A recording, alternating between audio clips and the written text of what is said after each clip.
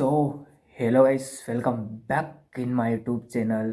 તો કેમ છો બધા? આઈ હોપ બધા મજામાં હશો તમે, અને હું પણ મજામાં છું. તો દોસ્તો, આપણે થોડા ટાઈમ પહેલાં હેલ્પરની ભરતી મતલબ કે હાલ ચાલી રહી છે અને મતલબ એક્ઝામ યોજાવાની છે, ત્યારે મારા મનમાં એક ખલબટી મચી. મતલબ કે મારા મનમાં સવાલ થયો. એટલે પછી મેં કીધું કે આ સવાલ હું મારા નાની યુટ્યુબ ફેમિલી છે અને જે વિડીયો મારા જોવે છે મતલબ, તો એમના સુધી કેમ ના પહોંચાડું. કારણ કે મારા મનમાં સવાલ છે તો તમારા મનમાં બી કદાચ આવો સવાલ ઉઠતો હશે, અથવા ના ઉઠતો હોય તો કદાચ આ વિડીયો જોઈને બી ઉઠશે તમારા મનમાં સવાલ કે આવું કેમ થયું. તો સૌથી પહેલાં તો જે હમણાં એક લિસ્ટ જાહેર કરવામાં આવી છે હેલ્પરની જાહેર કક્ષાની, GSRTC વાળાની, મતલબ કે કામ ચલાવવું, મતલબ જે મેરિટ લિસ્ટ બહાર પાડવામાં આવી છે, જે અમુક ટકા મુજબ જે સ્ટુડન્ટને બોલાયા છે, મતલબ સમજી શકો છો ને. હું એસએસ અહીં આગળ સાઈડમાં લગાડું છું, મારા વિડીયોની અંદર અહીં આગળ સાઈડમાં મૂકી દઉં છું, બરાબર. આ પ્રમાણે તમે જોઈ લેજો. બાકી આમાં એક વસ્તુ છે કે મેરિટ ગણવાની પદ્ધતિ જે હાલ મતલબ એવું ક્લિયર મને નથી ખબર, કદાચ એ ક્લિયર એમની વેબસાઇટ પર લખ્યું હશે કે નહીં, કે ફોર્મ ભરાયા પછી આટલા ટકાથી લેવામાં આવશે. તો કુલ મેરિટ જે 70 ગુણ થવા જોઈએ એ પ્રમાણે લેવાના છે, એવું મને ખબર તો નથી. મતલબ કે એવી માહિતી મેં બી નહીં જોઈ, અને કદાચ તમે બી એવી માહિતી ના જોઈ હોય કે એક્ઝામના ફોર્મ ભરાયા બાદ તો ITIના ગુણ છે એ ગુણ્યા 55 કરવાના છે, અને પ્લસ મતલબ કે ભાગ્યા 100 કરવાના છે. જે ટકા આવે એ તમારા ટકા. એપ્રેન્ટિસ કર્યો છો તો એવી રીતે એપ્રેન્ટિસના ટકા ઉમેરવાના છે, અને એપ્રેન્ટિસ ટકા બાદ 15 ગુણાકાર કરવાનો છે, અને એને 100 ભાગી નાખવાના છે, અને બંનેનું જે કમાન્ડ થાય એ ટોટલ મેરિટ ગણાશે. તો એમાં જે અમુક સ્ટુડન્ટ છે, મતલબ કે બિન અનામતના છે, એને 52% છે. પછી બિન અનામત મહિલા છે એને 27% છે. પછી આર્થિક રીતે નબળા વર્ગના, મતલબ કે સામાન્ય છે, એમને 38% છે. પછી આર્થિક રીતે નબળા મહિલાનું નથી આપ્યું આ લોકોએ. પછી સ્વાભાવિક વર્ગના જે છે એમને 49 છે, મહિલાને 35 છે. પછી અનુસૂચિત જાતિ એ લોકોને 50% છે, અને અનુસૂચિત જાતિની મહિલાઓનું નથી આપ્યું, મતલબ કે મહિલાની એ નથી. અનુસૂચિત જાતિ પહેલી અનુસૂચિત જનજાતિ હતું, અનુસૂચિત આ જનજાતિનું છે. અનુસૂચિત જાતિ અને અનુસૂચિત જનજાતિ, તો અનુસૂચિત જાતિનું છે એ 47% છે. મતલબ કે 47% હોય તો મેરિટમાં નામ આવ્યું છે એવું કેવું છે. અનુસૂચિત મહિલા માટે 42, બરાબર. અને માજી સૈનિક માટે 27% છે. પછી દિવ્યાંગ કેટેગરી એ કેટેગરીવાળા માટે જે છે એ 32 છે. પછી દિવ્યાંગ C કેટેગરી માટે 37% છે, અને દિવ્યાંગ ડી અને E કેટેગરીવાળા માટે 32% છે. મતલબ કે 32 પોઈન્ટ થોડું આગુ પાછું છે. તો આ મુજબ મતલબ જે એના મુજબ જે ટકા જેના થાય છે એટલા લોકોના મેરિટમાં નામ આવી ગયું છે, બરાબર.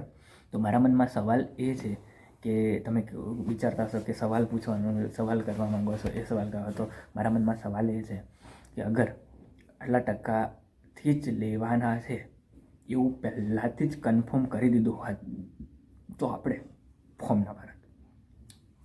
સવાલ મારો ત્યાં નથી. સવાલ મારો એ છે કે આપણે ફોર્મ ભર્યું, પછી આની ફી ભરી આપણે, બરાબર. આની ફી ભરી અને ઓનલાઈન ફી મતલબ બધાએ પે કરી, બરાબર. હવે ફોર્મ લગભગ ખાસા એવા ભરાઈ ગયા. હેલ્પરની જાહેરાત બહુ પછી આવી છે ગવર્મેન્ટમાં, એટલે ક્લાસ 4ની મતલબ ભરતી કહેવા જાય ને તો લગભગ આવી રીતે ફોર્મ ભરાય ને તો પહેલી જ વાર આવી છે એવું હું માનું છું. મતલબ મારા ખ્યાલ મુજબ તો અત્યારે જ આવી છે, બરાબર.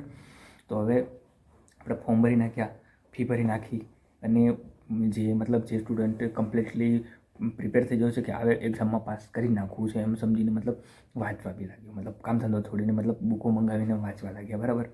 અને હવે થોડા ટાઈમ પછી મતલબ કે આ રિપોર્ટ આવે, મતલબ કે આટલા ટકાવાળાને લેવાના છે, આટલા ટકાવાળાને નથી લેવાના, અને આટલી મેરિટ ગયું છે, બરાબર. હવે આ લોકો મતલબ કે આજે જે મેરિટમાં મેં હું નામ બોલ્યો, મતલબ અમુક કેટેગરી વાઇઝ ટકા બોલ્યો, એટલા જેના ટકા હશે એ લોકો ફાઇનલ એમાં આવી જશે, બરાબર, કે ફાઇનલ એક્ઝામ આપશે. એ વાત બરાબર છે. એ લોકો એક્ઝામ આપવાના છે, એ લોકોને બધાને બેસ્ટ ઉપલબ્ધ મારા તરફથી છે. પણ જે આવી રીતે જ છે તો પછી આની જે ફી અમને ભરાવી છે આપણા લોકોને, મતલબ કે જેનું નામ નથી આવ્યું અમુક લોકોનું ને અમુક લોકોનું આવ્યું છે, મતલબ તો જેનું નામ નથી આવ્યું એ લોકોની ફી તો રિફંડ મળી જવી જોઈએ ને.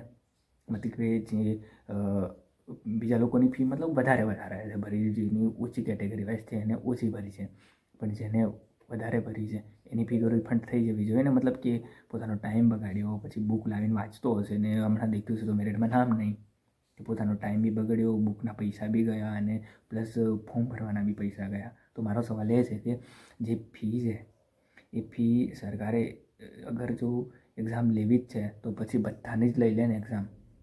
એમાં અડધાનું બાકી શું કામ? બધાની એક્ઝામ લઈ લે, પછી આ મેરિટ ગણી લે કે આ મેરિટ પ્લસ પેલું મેરિટ કેટલું થાય છે, બરાબર. અને એટલું મેરિટ થયા પછી જેના ટકા હશે એને નોકરી મળી જશે. આપણે એમ નથી કહેતા કે જેના ઓછા ટકા છે એને નોકરી આપી દો, મારા આટામાં વધારે થાય છે આમાં ઓછા છે તો નોકરી આપી દો, એવું ને બિલકુલ નથી કહેતા. પણ આપણે એમ કહે છે કે ફોર્મ ભરાયા છે તો બધાની જ એક્ઝામ લેવાવી જોઈએ, કાયદેસર લેવાવી જોઈએ ને. કારણ કે ફોર્મ ભર્યા છે, ફી ભરી છે, તમે ફી શું કામ રાખી? પહેલાંથી જ ફી ના રાખતા તો સ્ટુડન્ટ ઓનલાઈન કરશો, હા નામ આવશે તો એક્ઝામ આપીશું, નહીં આવે તો નહીં આપીએ. પણ આ એક તો વસ્તુ ગલત કહેવાય કે જે ફોર્મ ભરાયા, ફી ભરી, ઉમ્મીદ જાગી, મતલબ કે સ્ટુડન્ટ ઘણા વર્ષે ITIની ભરતી, મતલબ એ બી પાછી ગવર્મેન્ટને હેલ્પરની, તો મતલબ બધા જોશથી તૈયારી કરવા લાગે, બુકો અમુક લઈ આવ્યા અને વાંચ્યું, અને પછી યાર અચાનક આવી રીતે મેરિટ લિસ્ટ આવીને કે આટલા સુધીના અમે લઈશું, આટલા ટકા સુધીના આટલા બધાના બાકાત. મતલબ કે આમાં એવા સ્ટુડન્ટ હશે કે કદાચ 50% કરી નાખે, 50% એપ્રેન્ટિસ હશે અને 50% નોન એપ્રેન્ટિસ હશે. તો નોન એપ્રેન્ટિસવાળાને તો લગભગ મારા ખ્યાલથી કોઈને નામ નહીં આવ્યું હોય.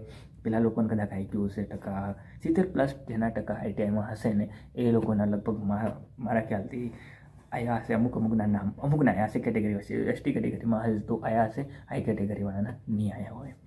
તો બસ આ હતું કે આપણને ફી રિફંડ મળી જાય તો બહુ સારું.